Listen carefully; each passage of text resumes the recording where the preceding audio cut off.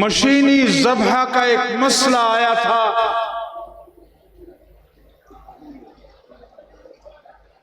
جس پر کراچی کے اور ملک کے دیگر حصوں کے علماء کرام نے اس کو جائز قرار دیا تھا،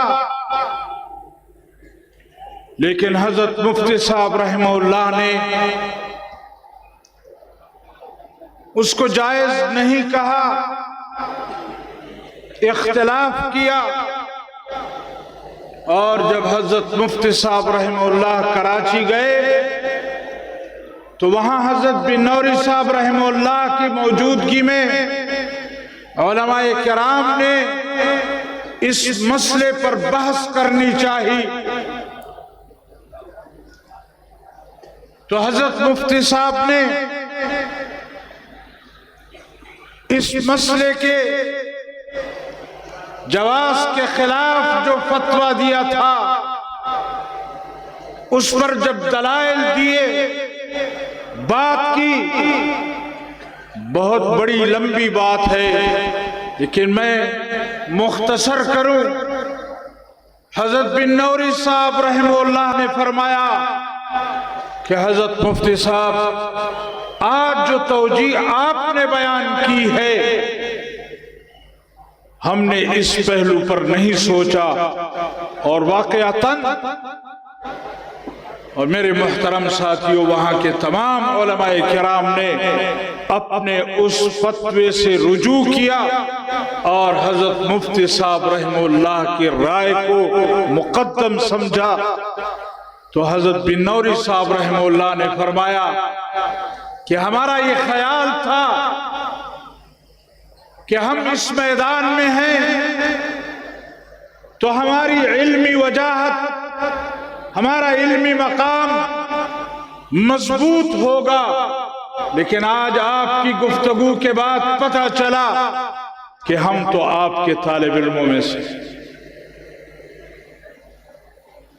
میرے محترم ساتھیوں،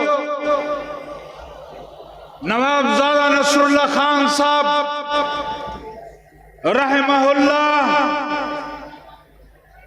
نے لکھا ہے کہ ایک زمانہ تھا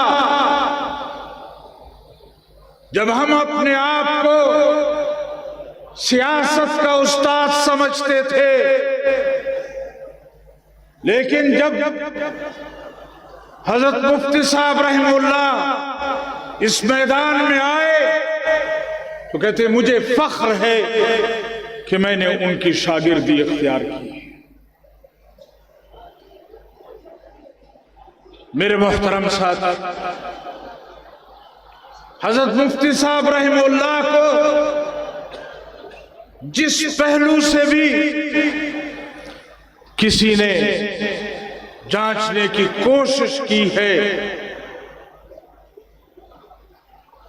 اس نے ہر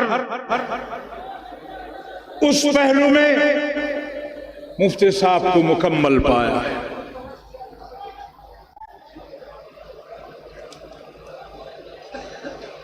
ہم نے ان کو گھر کے ماحول میں دیکھا، ایک شفیق باپ کی طرح دیکھا، ایک تربیت کرنے والے باپ کی طرح دیکھا، اور آج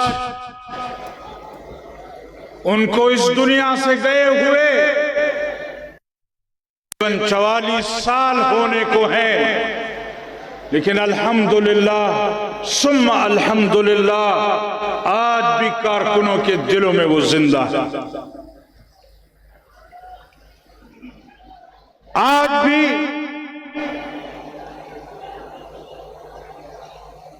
کارکنوں کے دلوں میں ان کے لیے محبت ہے۔ تو میں آپ تمام حضرات کی خدمت میں یہ عرض کروں گا کہ یہاں ایک جم غفیر ہے، तमाम हजरात हजरत मुफ्ती साहब रहमहुल्लाह नव्वर अल्लाह मरकदहू उनकी मग़फ़िरत के लिए दुआ जरूर किया करें।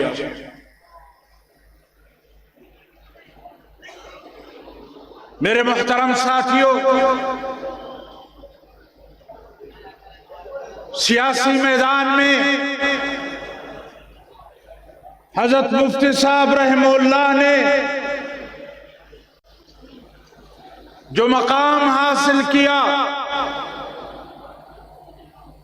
और फिर हमारे कायदे जमीयत ने उन्हीं खुतूत पर जमीयत उलमा इस्लाम के कारकुनों को डालकर जिस सियासी सोच और फिक्र के मुताबिक कारकुन को की जो रहनुमाई कर रहे हैं, आज ये जम्मे गफीर इस बात की गवाही देता है कि जमीयत उलमा इस्लाम अपने नहज पर उसी तरह कायम है। लेकिन शायद हमारे मुल्क के अंदर कहा तो ये जाता है कि जमहूरियत है, कहा तो ये जाता है कि आजादाना और मुनसिफाना इंतखाबात होते हैं, लेकिन हमने गुज़श्ता इंतखाबात में देखा है कि मुल्क के जमहूरियत के साथ, मुल्क की सियासत के साथ जो गद्दारी और जो जुर्म जर्नेल करते हैं, शायद सियासी लोग वो जुर्म नहीं करते। हालांकि मुल्क के क़याम में, मुल्क के बनाने में जर्रा बराबर इन जर्नेलों का कोई किरदार नहीं है। इस मुल्क के बनाने में यहां के मुसलमानों का किरदार है। इस धरती की आजादी के लिए उलमाए किराम ने कुर्बानियां दी हैं, लेकिन आज ये जर्नेल अपने आप को पाकिस्तान के सियाह और सफेद का मालिक समझ बैठे। मैं आज इस जम्मे गफीर की वसातत से उन जर्नेलों तक ये बात पहुंचाना चाहता हूं कि सीधे हो जाओ, समझने की कोशिश करो, वरना अगर इस जम्मे गफीर के सामने पहले न कोई जर्नेल टिक सका है, न तुम टिक पाओगे।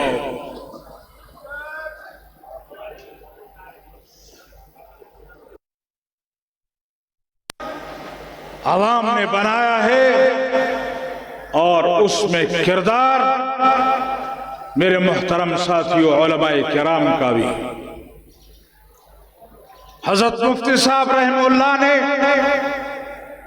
सन 73 का आईन बनाने में जो किरदार अदा किया है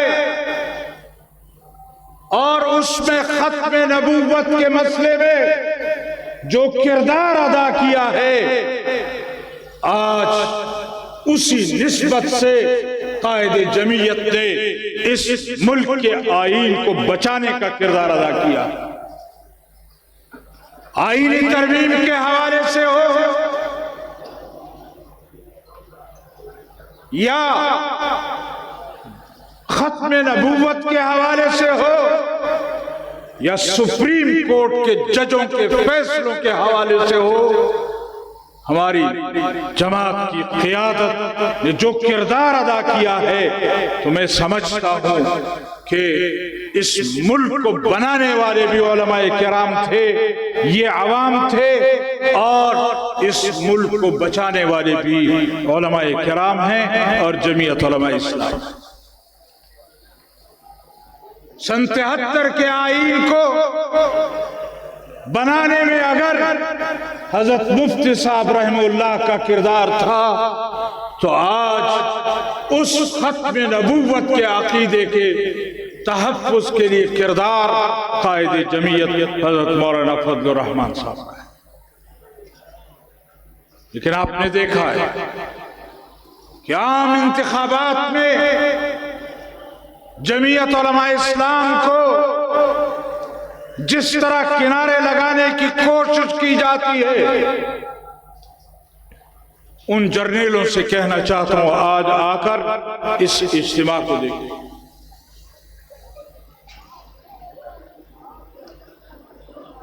میں تو اتنا بڑا آدمی نہیں ہوں،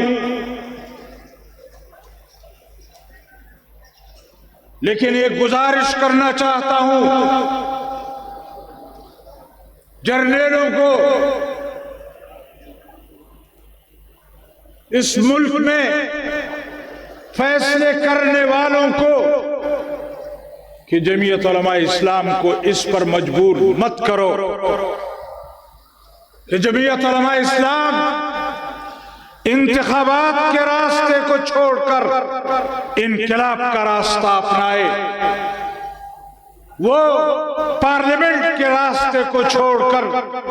کسی دوسرے راستے پر چلنے کا فیصلہ کرے، اس سے پہلے ہوش کے ناخن لو اور اس ملک کے مستقبل کو حقیقی معنوں میں قوم کے نمائندوں کے حوالے کرو۔ اور اگر آپ لوگ ایسا نہیں کرتے تو آپ کے کردار کی وجہ سے پہلے بھی یہ ملک دو لخت ہوا ہے، اور آپ کے کردار کی وجہ سے ایک مرتبہ پھر اس ملک میں دراڑیں ڈالی جا رہی ہیں۔ لہذا جہاں ہو وہیں رک جاؤ اور قوم کے صحیح نمائندوں کو اس ملک کے مستقبل کی طرف جانے دو۔ میں جمعیت علماء اسلام سندھ کا تہ دل سے شکریہ ادا کرتا ہوں کہ انہوں نے اس نازک موقع پر حضرت مفتی صاحب رحمہ اللہ کے نام سے آج جس اجتماع کا انعقاد کیا ہے، اللہ تعالی ہمیں جمعیت علماء اسلام کی قیادت میں حقیقی معنوں میں جمہوریت کی طرف جانے کی توفیق عطا فرمائے۔ اللہ تعالی جمعیت علماء اسلام کو یہ توفیق بخشے کہ جمعیت علماء اسلام نے اس ملک کے بنانے میں جو کردار ادا کیا ہے، اس ملک کے مستقبل کو سنوارنے میں بھی اس کا کردار رہا ہے۔ میں آخر میں ایک مرتبہ پھر جمعیت علماء اسلام صوبہ سندھ کے ایک ایک ورکر کا دل کی گہرائیوں سے شکریہ ادا کرتا ہوں۔ اللہ تعالیٰ ان کی زندگیوں میں برکت نصیب فرمائے، اور آئے ہوئے تمام مسلمانوں کا دل کی گہرائیوں سے شکریہ ادا کرتا ہوں۔ اللہ تعالیٰ آپ کے گھروں کو دین سے آباد کرے، اللہ تعالیٰ آپ کے بچوں کو بھی جمعیت علماء اسلام کی قیادت میں آگے بڑھنے کی توفیق عطا فرمائے۔ وآخر دعوانا الحمدللہ رب العالمین۔